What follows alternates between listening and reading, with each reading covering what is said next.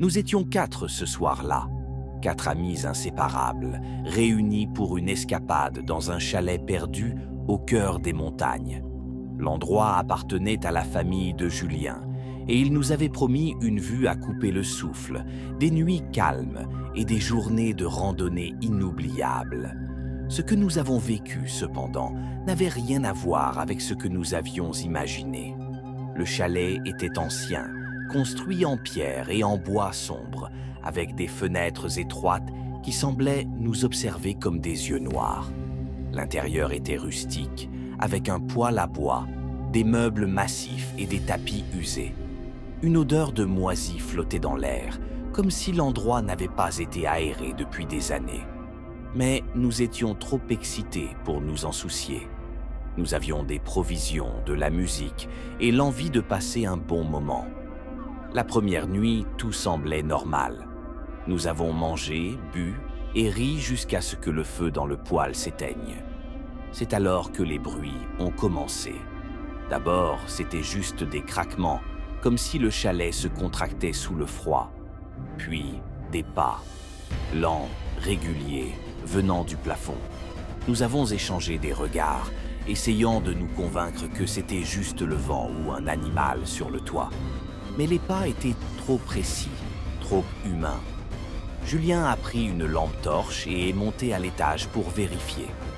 Nous l'avons entendu ouvrir des portes, fouiller les pièces. Puis, le silence. Quand il est redescendu, son visage était pâle. « Il n'y a rien là-haut », a-t-il dit, mais sa voix tremblait. Nous avons essayé de rire, de changer de sujet, mais l'atmosphère était devenue lourde.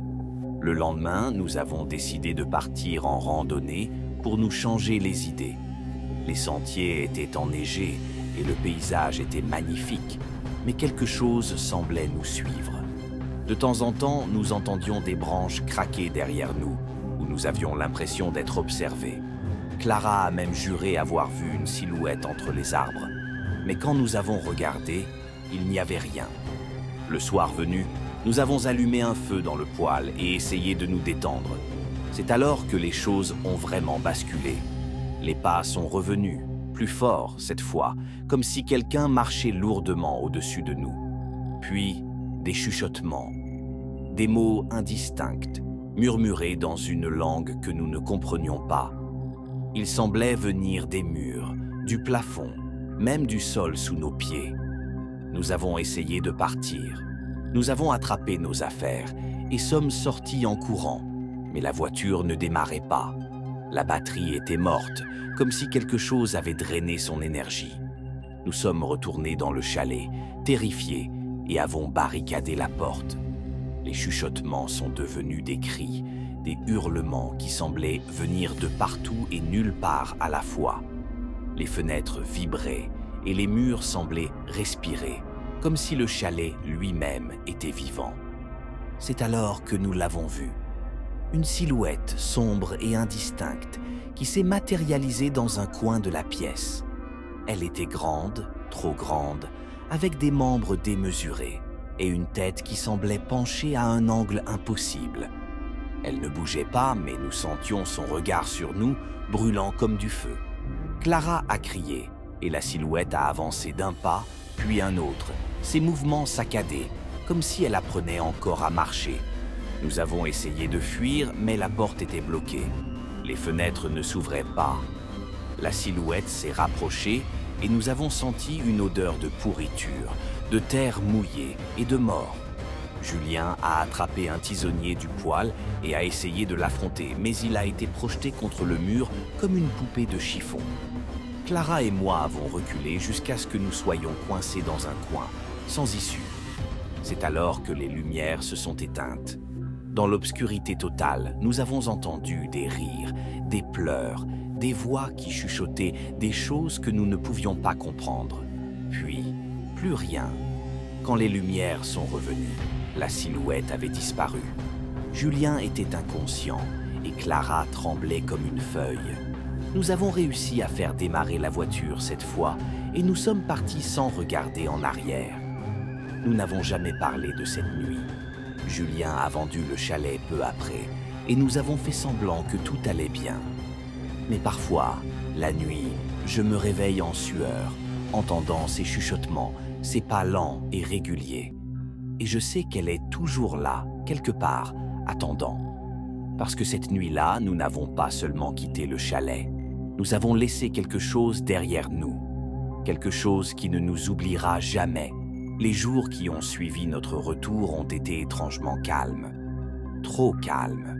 Nous avons essayé de reprendre une vie normale, mais quelque chose avait changé. Clara a commencé à avoir des cauchemars récurrents où elle se retrouvait dans le chalet, entourée de ses chuchotements. Julien, lui, est devenu distant, comme s'il portait un secret trop lourd à partager. Moi, j'ai essayé de tout oublier, mais chaque nuit, je me réveillais en sursaut, persuadé d'entendre ses pas au-dessus de ma tête. 1 mois plus tard, Clara a disparu. Personne ne savait où elle était partie. La police a mené une enquête, mais ils n'ont trouvé aucune trace. Moi, je savais. Je savais qu'elle était retournée là-bas. J'ai essayé de convaincre Julien de m'accompagner pour la chercher, mais il a refusé, terrifié à l'idée de revoir cet endroit. Alors, je suis parti seul. Le chalet était exactement comme nous l'avions laissé. Les fenêtres brisées, la porte entr'ouverte et cette odeur de moisi qui semblait s'être intensifiée. J'ai appelé Clara, mais ma voix s'est perdue dans le silence oppressant. C'est alors que j'ai entendu un bruit venant de l'étage, un grattement, comme si quelqu'un essayait de creuser dans le bois. Je suis monté, mon cœur battant à tout rompre.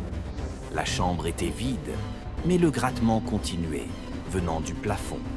J'ai regardé en l'air et j'ai vu des marques, comme si quelque chose essayait de percer le bois de l'intérieur. Puis, un cri étouffé mais distinctement celui de Clara. J'ai essayé de l'atteindre, mais le plafond était trop haut. J'ai couru dehors, cherchant une échelle, mais il n'y en avait pas. Quand je suis revenu, Clara était là, debout au milieu de la pièce. Mais ce n'était plus vraiment elle. Ses yeux étaient vides et elle souriait, un sourire trop large, trop faux. Elle a murmuré quelque chose, une phrase dans cette langue que nous avions entendue cette nuit-là. Puis, elle s'est effondrée. Je l'ai ramenée à la ville, mais elle n'a jamais été la même. Elle ne parlait plus, ne réagissait plus. Les médecins ont dit que c'était un choc post-traumatique, mais je savais que c'était plus que ça. Quelque chose l'avait suivie, quelque chose qui ne la lâcherait jamais. Julien a fini par se suicider 6 mois plus tard. Dans sa note, il a écrit qu'il entendait les chuchotements chaque nuit et qu'il ne pouvait plus vivre avec ça. Clara est dans un hôpital psychiatrique maintenant, et moi, j'essaie de continuer à vivre. Mais chaque nuit, je me demande si je suis vraiment seul, parce que parfois, je sens une présence derrière moi, et j'entends ces pas lents et réguliers, comme si quelqu'un ou quelque chose attendait que je baisse ma garde. Le chalet est toujours là, perdu dans les montagnes. Personne ne l'a racheté. Personne n'ose s'en approcher. Mais je sais qu'il attend. Il attend que quelqu'un d'autre vienne, que quelqu'un d'autre tombe dans son piège. Parce que cette chose, cette entité, ne s'arrêtera jamais. Elle est là, dans l'ombre, et elle ne nous oubliera jamais.